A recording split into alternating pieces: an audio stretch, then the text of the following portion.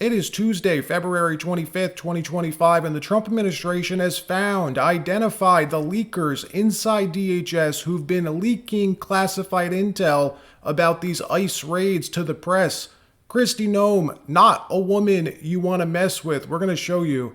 Also, Ukraine's President Volodymyr Zelensky will be coming to Washington this week, meeting in the Oval Office to bend the knee to President Trump. Also, the extreme left-wing media network MSNBC being burned to the ground from the inside, from their own employees. That's how radically insane these people are. Wait till you see this. And Don Lemon openly defaming Megyn Kelly for an entire segment on his show. Megyn Kelly taking it like a boss. We're going to show you, and more stories as well from around the country. But before we get started, thank you for liking and sharing these videos. It really helps out the channel. And consider subscribing so you don't miss these regular updates. So it's been a month since Trump's second term began, and his top two policy objectives, the first two things that he promised he would do, that he would fix the economy and the border. Illegal immigration, one of his top two policy objectives, and he has already successfully solved the problem largely at the southern border. The average number of illegal crossings for the month of February is under 400 per day versus 11,000 a day under Biden.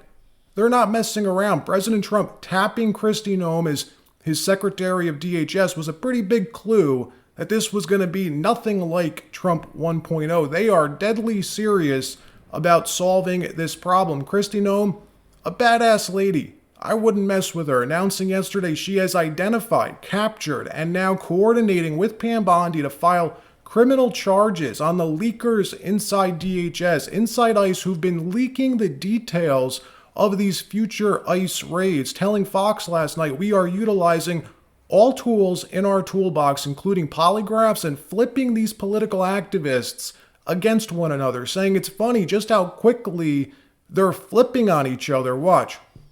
I have found some leakers. We are continuing to get more. They will be fired. There will be consequences. And remember, when they leak information to the press in order to blow an op, they are putting law enforcement lives in jeopardy. They are risking their lives and putting their families in the position where they'll have to live without those individuals any further. So you bet we have used every tactic that we have. If you remember, we talked just last week about how I'm using polygraphs to go after and to really interview these folks, because we are a national security agency. I have that tool I can use.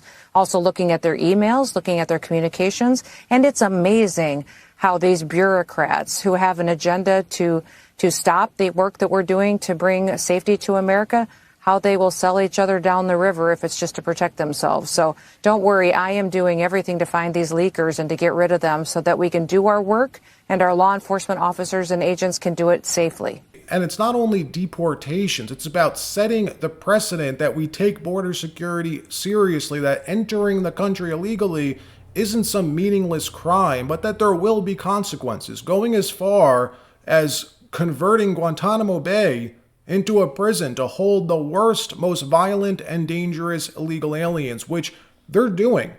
And the message has gotten out, has come across loud and clear. Look at this new report from NBC reporting on this Venezuelan criminal alien who was held at Guantanamo for 2 weeks and says he was traumatized, vowing to never again attempt to enter the U.S. illegally, and recommending to everyone he can that they are not messing around in the U.S. Watch. We're hearing for the first time about the conditions inside the military base turned detention center. De verdad que no pienso volver a salir de mi país porque quedé de verdad traumatizado con todo lo que pasé. In an interview with our partner Telemundo, Kevin Rodriguez says he was detained in Guantanamo for 14 days.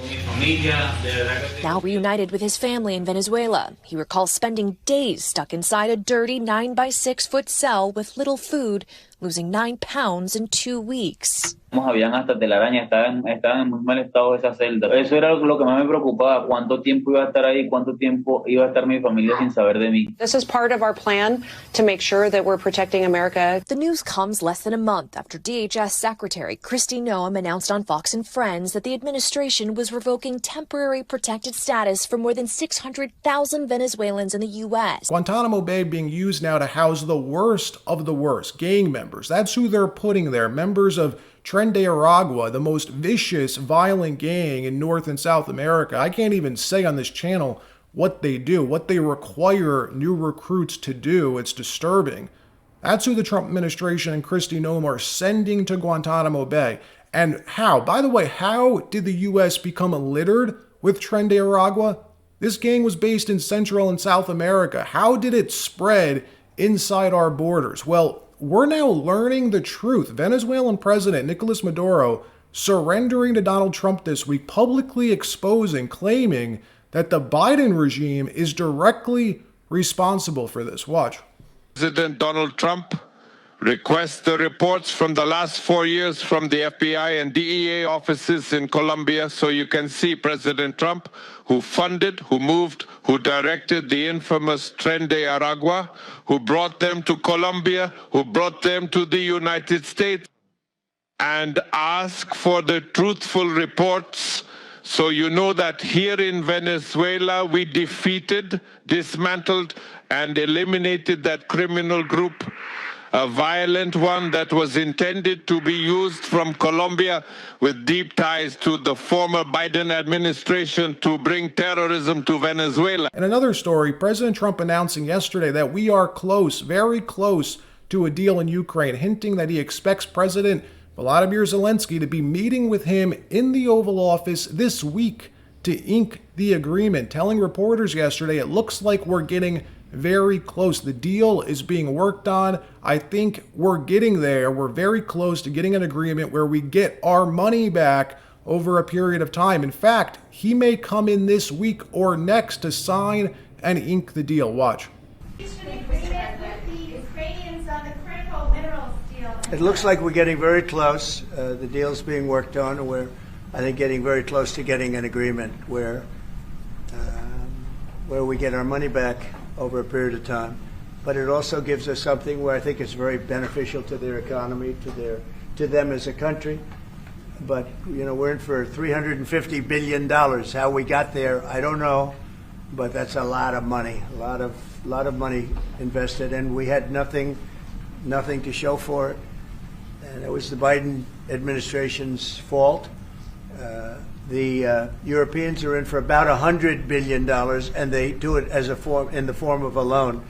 And the Europeans have been great on this issue. They understood it wasn't fair, and we were able to work something out. But with the Ukrainians, I think I can say that we're very close. Scott's around here someplace, and I think we can say that we're very. Hi, Scott. I think we're very close. Do you have something to say about that, Scott? We are very close. Good. 1 yard line. All right, good. Now, the deal Trump's referring to is a $500 billion agreement where the U.S. obtains first right access to Ukraine's rare earth minerals as a means of paying back the U.S. for the estimated $200 to $300 billion in military and foreign aid that we've sent them, that the Biden regime sent them over the last 3 years.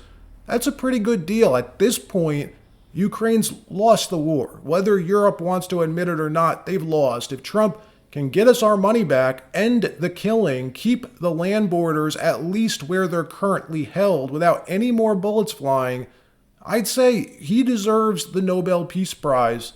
In another story, extreme left-wing media network MSNBC is falling apart, being burned down to the ground from the inside by their own liberal employees. You can't make this up. After their top talent in quotes, Rachel Maddow, took to the airwaves last night on her primetime show to call out her new boss, the new president of the network, guilting and shaming her for firing the only black anchors that they have left. Watch.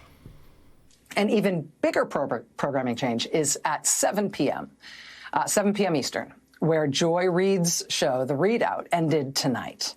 And Joy is not taking a different job in the network. She is leaving the network altogether. And that is very, very, very hard to take. I am 51 years old. I have been gainfully employed since I was 12. And I have had so many different kinds of jobs, you wouldn't believe me if I told you. But in all of the jobs I have had, in all of the years I have been alive, there is no colleague for whom I have had more affection and more respect than Joy Reid. I love everything about her. I have learned so much from her. I have so much more to learn from her. I do not want to lose her as a colleague here at MSNBC. And personally, I think it is a bad mistake to let her walk out the door. It is not my call, and I understand that, but that's what I think. I will tell you, it is also unnerving to see that on a network where we've got two, count them, two non-white hosts in primetime, both of our non-white hosts in primetime are losing their shows, as is Katie Fang on the weekend. And that feels worse than bad, no matter who replaces them. That feels indefensible, and I do not defend it. This is her boss that she's trying to shame on live TV. This comes after we learned yesterday morning that MSNBC fired race baiter Joy Reid and two other anchors. Joy Reid, don't forget, the same woman who urged her viewers to avoid Trump-supporting family members over the holidays and openly calls for the end of the white patriarchy in this country, to tear it down.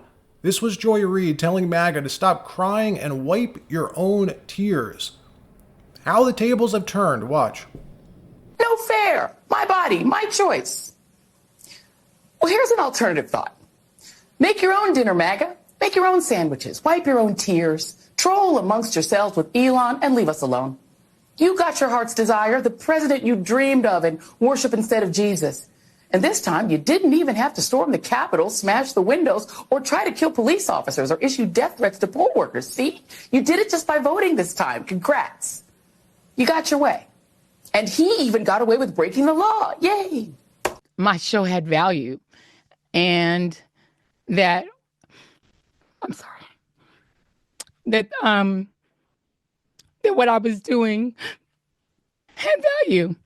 And in the end, I'm sorry, I try not to cry on TV. And I say this is kind of like me on TV, so I apologize.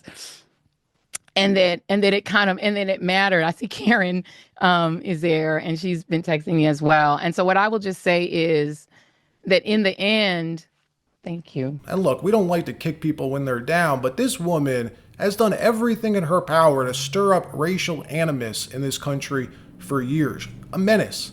How MSNBC let this go on for as long as they did is mind-boggling. Something Megyn Kelly pointed out on X yesterday, writing, "Remember when Joy Reid laughingly mocked white women tears as pathetic and offensive to her? Who's crying now, Joy? Good riddance to the absolute worst person on television, and shame on NBC for letting it go on this long." Amen. That post led to the funniest and cringiest response from now fired TV anchor Don Lemon. Remember him?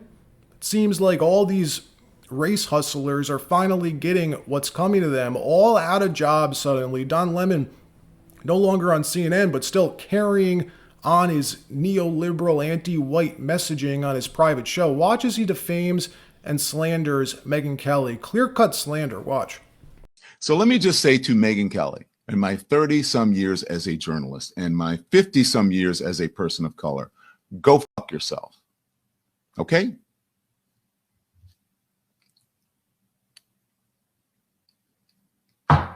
I usually don't like to talk about her because she's one of those people, she thrives on it. She has built the second part of her career on being a troll. So this is what Megyn Kelly said about Joy Reid, right? And remember, Joy Reid is a woman, Megyn Kelly is a woman. She's supposed to be all about women and, supports women. Okay, so this is what she said. "Remember when Joy Reid laughingly mocked white women tears as pathetic and offensive to her? Who's crying now, Joy? Good riddance to the absolute worst person on television, and shame on NBC for letting it go on this long." And she has she is an axe to grind when it comes to MSNBC. And also, this whole, she's racist, right? It's just, I'm going to give you the evidence. Supposedly learned from it and then spent every day after apologizing for it and being fired for it, then spent every day proving the point that she is a racist. In another story, Republican neoconservative warmonger Dan Crenshaw, serving Texas's 2nd District, caught on a hot mic yesterday threatening to end Tucker Carlson This is a bizarre story. While being interviewed by GB News correspondent Stephen Eddington, you could hear him asking Crenshaw, have you ever met Tucker Carlson? And watch how the Republican congressman responds. Bizarre. Watch. Thank you. Have you ever met Tucker? We've talked a lot. If I ever meet him, he's the worst person. This shows you there are too many phony congressmen inside the Republican caucus still pretending to be on Trump and MAGA's side, but in reality, they believe the MAGA movement is a cancer on the Republican Party. If you listen to their full conversation, you could tell this is what Crenshaw believes, how he despises Tucker's brand of conservative populism. These people need to go. They have to get voted out. 2 more years. All right, that wraps up this episode. Like, subscribe. We'll see you next time.